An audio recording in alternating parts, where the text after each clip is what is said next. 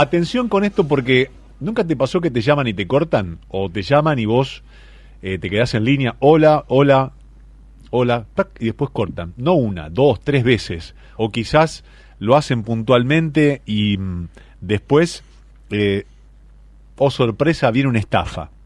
Las estafas tienen multiplicidad de factores y de facetas, y también de caras. Hay llamadas sospechosas que por supuesto tienen un objetivo sumamente claro, que es verificar si una persona está en su domicilio, si la línea está activa, si atiende, quién atiende, y de allí es como que se trazan un mapa y después viene el zarpazo delictivo.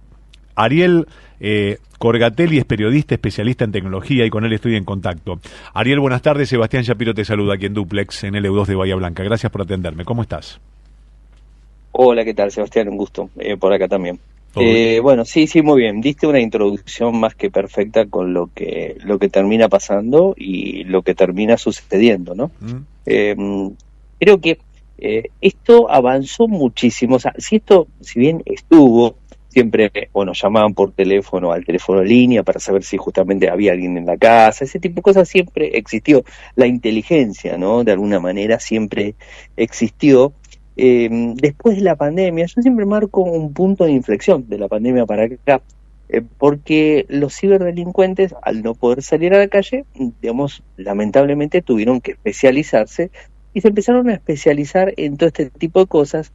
Y lo que están utilizando, algo que es viejo, no es nuevo, y que se hacía manualmente hace muchísimo tiempo, es la ingeniería social. O sea, en definitiva es eso, ¿no?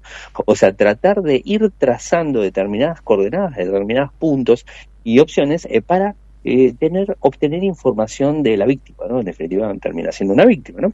Y bueno, esto lo vienen haciendo de muchas maneras. Y después de la pandemia es como que todo lo que tiene que ver con las herramientas tecnológicas, ¿quién está fuera de una herramienta tecnológica, no? La Claro. gran mayoría tenemos un teléfono, y al tener el teléfono, bueno, o sea, el teléfono está con nosotros de forma constante, y de ahí en más surgen un montón de posibilidades para poder estafarnos, mentirnos, o hacernos, como siempre digo, el cuento del tío, pero cibernético, ¿no? Por así decirlo, ¿no? En pandemia, Es feo, ¿no? Pero bueno, en pandemia sucedió en muchísimas oportunidades, hasta gente haciéndose pasar por sí, personas que pertenecían al Ministerio de Salud o que les iban a entregar alguna vacuna gratuita, que iban para pasar por la casa, que estaban verificando sí. justamente ese dato. La gente quizás de forma, no digo inocente, pero tomando la cuestión como un servicio, qué bien, les daba la dirección donde estaban, y si era una persona mayor quizás hasta entraban, bueno, hubo casos de eso, y los asaltaban directamente. Y Sí, también te quiero preguntar esto, dos en una, sí, porque por esto favor. también es una ingeniería que es un llamado, otro llamado, como bien dijiste. Algunas veces, con el tema de inteligencia artificial y esto de los robos Sí. o de los secuestros express, te pueden grabar la voz y después simular como que alguien con la inteligencia artificial que se hace está llamando y pidiendo auxilio y no es la persona. Exactamente, y lamentablemente este tipo de opciones ya empiezan a estar disponibles. Si bien hay algunas subversiones que te permiten hacer todo esto, digamos, ya se está trabajando. De hecho, este año fue muy importante en el tema de avance de la inteligencia artificial, porque los grandes providers que tenemos, a Google, a Meta y a OpenAI, no, con ChatGPT famoso, los tres hablaron de este tema. Inclusive OpenAI anunció, en su momento creo que fue en mayo, la conferencia de desarrolladores de ellos, en donde anunciaron un sistema en donde permitía, con 15 segundos que nosotros estamos hablando, digamos, tomar todos los patrones de voz y después replicar la voz, es decir, escribirle y que la voz mía diga algo que yo no dije. Eso sucede. Quedó en stand-by. O sea, quedó en stand-by porque realmente saltaron las alertas de forma automática, pero sí, obviamente esto va a llegar más pronto que tarde, y van a empezar a utilizarlo para este tipo de cosas. Yo siempre digo que las herramientas son herramientas. La puedes usar para el bien o la puedes usar para el mal. No están diseñadas para el mal, pero lamentablemente los ciberdelincuentes la terminan utilizando para el mal y bueno, después terminamos en un montón de cosas. La inteligencia artificial es fantástica, es genial, hace un montón de cosas. Y usadas para el bien, ayuda un montón a las personas, no hay duda de eso. Pero bueno, después está el otro, ¿no? Que de repente si tengo que entrecruzar datos, si tengo que hacer algún trabajo, digamos, de inteligencia o algún trabajo de desbloqueo, algún trabajo de lo que sea, la inteligencia artificial obviamente es una herramienta que la puedes usar para eso y lamentablemente lo va a hacer. Y entonces, bueno, es un problema. Y sí, la inteligencia artificial con el tema del audio es muy delicado porque además yo creo que todo el mundo, nosotros, si nos llama un familiar y escuchamos que la voz del familiar, vamos a terminar creyendo, ¿no? Hay algunas herramientas, yo ya la vengo hablando, hay una herramienta muy simple que podemos usar, que cualquiera puede usar, cualquier persona que nos esté escuchando en un grupo familiar la puede utilizar, es la famosa palabra clave. Hasta que la persona no te brinda, ese grupo familiar, no te brinda la palabra clave que vos tenés en acuerdo con tus hijos, tu mujer, tu marido, lo que sea, bueno, hasta que no dicen esa palabra clave, se desestima completamente quién está hablando. Porque, lamentablemente, digamos, la inteligencia artificial y la tecnología va a ir avanzando y después no sabemos si es real o no. Obviamente, esto de la palabra clave tiene que estar muy arraigada en cada uno del miembro de la familia, para saber que tiene que responder con la palabra clave real, ¿no? Es un excelente recurso. Sí. Te quiero preguntar y aprovecho. Sí, no, pero aparte sí. Es súper práctico y muy valedero porque cada uno en su familia y en su código familiar puede construir rápidamente una palabra clave. No, pues claramente. ¿Qué pasa? Sí. Me corro un poquitito de esto y voy a otro plano. Cuando te empiezan a llamar para venderte algo, estás en un listado de diferentes compañías o en una base de datos y no te lo podés sacar de encima. Algunos bloquean ese teléfono, pero al fin de semana siguiente o al día siguiente reciben otro llamado de otro número y así sucesivamente. De una empresa en particular porque se dan a conocer. Uno puede entrar en algún tipo de registro, decir, no me llamen de ninguna empresa o de esta empresa o de cualquiera para que ningún call center pueda molestarte un día X a cualquier hora? Sí, se puede. De hecho, está el famoso no llame, pero la realidad es que, más allá de que esto funciona, o por lo menos debería creer que funcione, el problema no está solamente por ahí, porque en un mundo hiperconectado como estamos, cuando de repente se vulnera una seguridad, no sé, no hablemos de compañía de telcos, ¿no? Por ejemplo, hablemos de bancos, ¿no? O sea, le vulneran porque ha pasado, o servicios postales, que también ha sucedido, le vulneran la base de datos y tienen toda la lista completa de los clientes, ¿no? Y cuando tienen la lista completa de los clientes, no tienen las claves, pero sí tienen nombre, apellido, dirección, documento y número telefónico. Bueno, ahí ya está, o sea, ya no te hace falta, ya no te sirve estar en una base de datos, porque lamentablemente eso en la Deep Web o la Dark Web se vende de forma constante. Vos querés encontrar una base de datos de usuario de tal o cual cosa, la pagás y la tenés. Es así. Sucede ese tipo de cosas. Entonces vos decís, yo tengo todo seguro, buenísimo, tengo el servicio tal, está totalmente seguro, pero de repente ese servicio le encuentran un hueco de seguridad, entran, le roban la base de datos completo y de repente tus datos aparecieron en otro lado filtrados. Entonces, ¿cómo actuamos contra eso? ¿Cómo nos manejamos contra eso? Porque no depende de nosotros, depende de las empresas. ¿Cómo manejan las empresas? Llamemos cualquier empresa, ¿cómo manejan nuestra seguridad, nuestra privacidad, la privacidad de nuestros datos? ¿Cómo lo manejan? ¿Qué cadena de custodia tienen esas empresas para manejar realmente nuestros datos?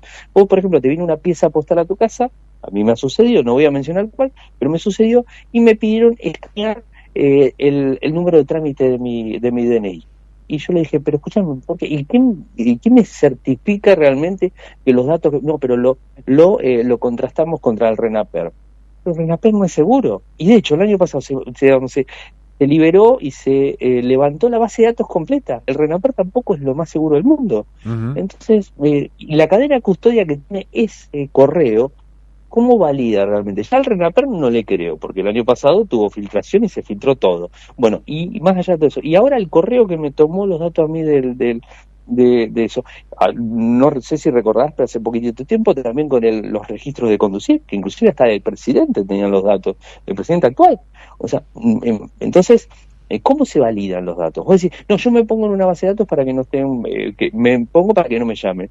Te van a llamar porque lo van a encontrar de otro lado. Si te quieren llamar, lo encuentran. Buscan los usuarios de la compañía X, los usuarios de la otra, los usuarios de la otra. Y se van pasando. Y ni hablemos que dentro de las empresas se pasan las bases de datos, empleados inescrupulosos que se pueden pasar la base Sí, de datos, hasta las la venden. venden. Sí, las venden. Sí, Las tal cual. venden. Entonces, digamos, vos te pusiste en una base de datos, vos todo contento. Sí, me puse en la base de datos para que no me llamen y te empiezan a llamar de vuelta a todos lados. Exactamente. Decís, no me pongo La más. escapatoria, Yo no me la puse escapatoria no tiene escapatoria.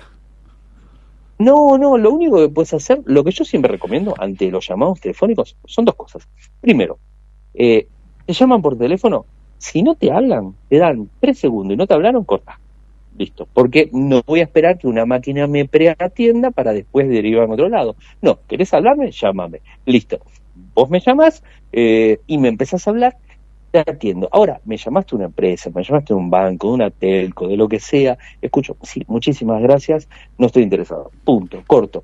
Y si me llaman de, no sé, del banco que yo tengo, porque saben que yo tengo ese banco, y de repente me llaman, no, porque debe tal vez, le voy a decir, está buenísimo, muchas gracias por llamarme, listo, yo llamo al banco, no, pero señor, no, yo llamo, pum, le cortás, y vos te comunicas al banco, o sea, porque tenés dudas, o sea, si vos decís, no tengo ese banco, no llamo nada, pero si vos tenés ese banco, digo, bueno, voy a preguntar, voy a consultar, nunca actuar en respuesta de lo que ellos llaman, o sea, siempre vos tenés que salir a buscar Sí, sí. el mensaje. Las Si te condiciones de dicen la que te llegó comunicación una las pone multa, uno y los tiempos lo pone uno pero, y no aceptar la voluntad del otro.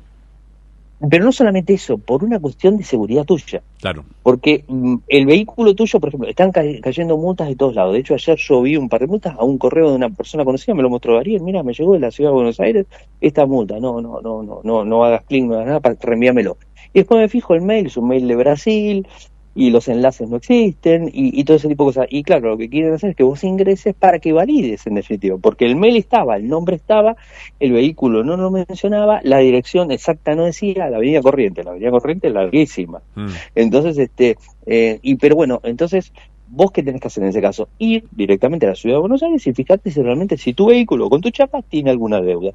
Si no tiene deuda, ya está, desestimá lo que te manden, porque no sabés si entras en un juego, porque cuando vos les diste un pequeño índice a la otra persona que te llama o te mandó algo, automáticamente los tenés encima y tienen todo un speech armado que es tan pero tan bueno que te terminan convenciendo. Porque, y además usan el momento justo. Te llaman en el momento que estás ocupado, que estás subiendo al colectivo, que estás en no sé en dónde, que estás esperando algo y no te puedo tener, no, señor. Y ahí cuando vos le dijiste, no te puedo tener porque estoy, ahí empiezan y te hablan tan rápido que vos para sacártelo de encima, capaz que le brindás los datos que ellos necesitan.